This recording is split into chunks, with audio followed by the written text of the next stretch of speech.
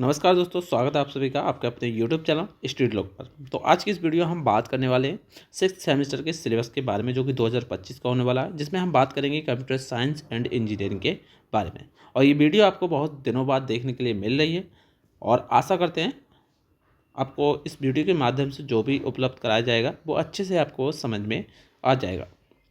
बात करें आपके आगामी एग्ज़ाम के बारे में, जो कि आपका मई में होने वाला है, तो उसका जो सिलेबस है आपको समय से पहले पूरा करा दिया जाएगा। और साथ ही साथ आप अपने सभी साथियों को इस वीडियो के बारे में ज़रूर बताएं, शेयर करें और उन्हें भी अच्छे से ये समझ में आए। तो चलिए हम यहाँ पर पहले तो सिलेबस के बारे में बात करेंगे, उसके बाद एक एक करके इन सब्जेक्ट के क्लासेस जो होने वाले हैं उनके समय के बारे में बात करेंगे। साथ ही साथ मैं आपको फोर्थ सेमेस्टर सिलेबस के बारे में भी बताऊँगा, जो कि कंप्यूटर साइंस के लिए होगा। तो यहाँ पर हम वीडियो को शुरू करते हैं। सबसे पहले समझते हैं इसमें कितने सब्जेक्ट हैं, उसके बारे में। इलेक्टिव सब्जेक्ट भी आपको इसमें एग्ज़ाम देने के लिए आते हैं, वो भी आपको यहाँ पर हम क्लियर कराएंगे। तो यहाँ पर आपके इस तरह से सब्जेक्ट आपको देखने के लिए मिल जाएंगे। जैसे कि इसमें आपका पहला सब्जेक्ट जो है वो आपको स्क्रीन पर दिखाई दे रहा होगा, जिसमें हम डेवलपमेंट ऑफ एंड्रॉयड एप्लीकेशन के बारे में पढ़ेंगे, जानेंगे कि आखिर में एंड्रॉयड एप्लीकेशन का क्या प्रयोग होता है, किस तरह से हम एक एंड्रॉयड एप्लीकेशन को जनरेट करते हैं, उसके बारे में बात करेंगे। सेकंड सब्जेक्ट आपका इसमें होता है क्लाउड कंप्यूटिंग।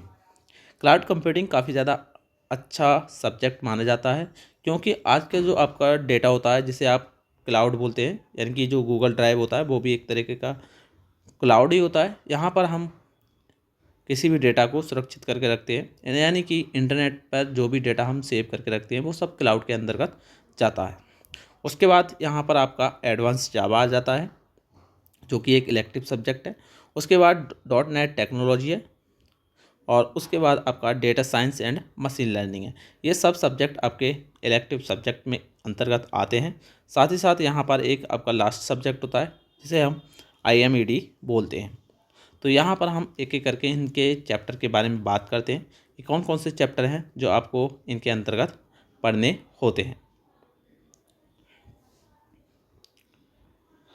तो पहले बात कर लेते हैं डेवलपमेंट ऑफ एंड्रॉयड एप्लीकेशन के अंतर्गत, जिसमें आपका पहला चैप्टर जो होता है वो इंट्रोडक्शन टू एंड्रॉयड, यानी कि एंड्रॉयड क्या होता है इसके बारे में है। सेकंड चैप्टर आपका एनवायरनमेंट सेटअप, किस तरह से हम एंड्रॉयड को सेटअप करते हैं। बेसिक प्रोजेक्ट स्ट्रक्चर क्या होते हैं, बहुत सारे आपको इसमें देखने के लिए मिलेंगे। साथ ही साथ इसमें आपका तीसरा चैप्टर है Android fundamentals and user interface design, किस तरह से हम एक एंड्रॉयड सॉफ्टवेयर को डेवलप करते हैं। उसके बाद आपका चौथा चैप्टर है इसमें मेन्यूज़ एंड प्रीफ्रेंस, और इसी तरह से पांचवा चैप्टर है आपका एडवांस्ड UI कंपोनेंट्स। उसके बाद छठा चैप्टर है आपका इसमें थ्रेड्स इन एंड्रॉयड्स।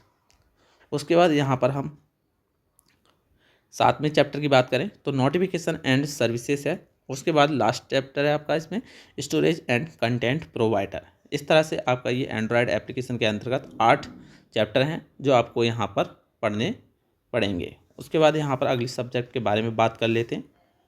उसके बाद आपका अगला जो सब्जेक्ट है वो है आपका क्लाउड कंप्यूटिंग, जिसमें हम पहले तो इसके सब्जेक्ट यानी कि बेसिक के बारे में बात करेंगे, आखिर में क्लाउड कंप्यूटिंग क्या होता है, कितने प्रकार का होता है, इसके लाभ हानि वगैरह जो भी हैं वो इसमें हम समझेंगे।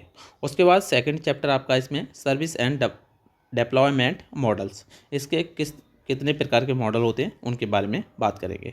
उसके बाद है आपका तीसरा चैप्टर जो कि है SLA, यानी कि सर्विस लेवल एग्रीमेंट मैनेजमेंट, जिसे हम पढ़ेंगे।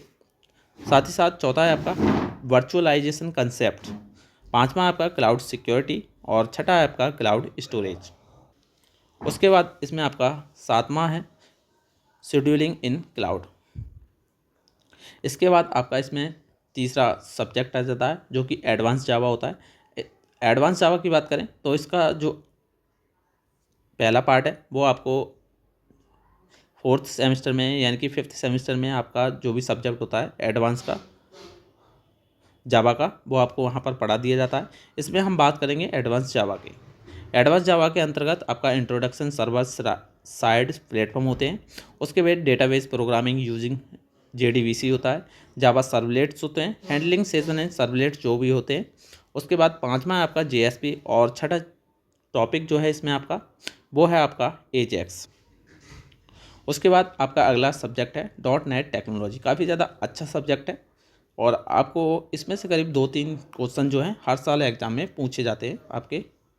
उसके बाद इसमें हम टॉपिक की बात करें तो पहला टॉपिक आपका नेट फ्रेमवर्क, उसके बाद C# बेसिक है, उसके बाद तीसरा है एडवांस फीचर ऑफ C#, उसके बाद चौथा है आपका ADO.NET, उसके बाद ASP.NET और छठा है आपका ASP.NET 6.0। उसके बाद यहाँ पर हम पाँचवें सब्जेक्ट के बारे में बात कर लेते हैं। पाँचवा सब्जेक्ट है आपका इसमें data science and machine learning. काफ़ी ज़्यादा अच्छा चैप्टर है, मतलब सब्जेक्ट है आपका, जिसमें हम बात करेंगे। और इसके टॉपिक की बात करें तो पहले इसमें आपका data science and machine learning क्या होता है इसके बारे में है। उसके बाद data prep processing, analysis and visualization है आपका।